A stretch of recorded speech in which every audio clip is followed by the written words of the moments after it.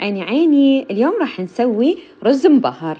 هذا التمن اللي راح تسوينه وتوصل الريحة مالته السابع جار والطعم مالته كلش طيب. تقدرين تسوينه بالعزايم وتتباهين بيه بالسفرة مالتك. تعالي نسوي أنا وياكم طريقة سهلة وبسيطة.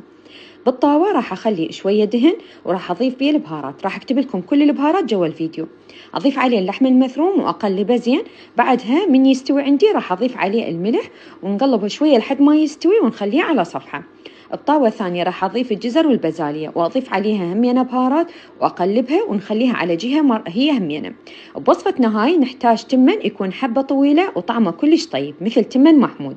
نغسل كوبين من عنده وننقحهم على جهة. بالجدر راح أخلي شوية دهن أذوبه وأضيف عليه البهارات أحمسها كل زين، وبعدها أضيف فوقها التمن أقلبهم ويا البهارات وأضيف عليهم الملح وأضيف عليه مي يغطي. من ينشف المي مالته أقلبه شويونة وأضيف عليه شوية لحم وشوية بازاليا وجزر وأخليه يتهدر.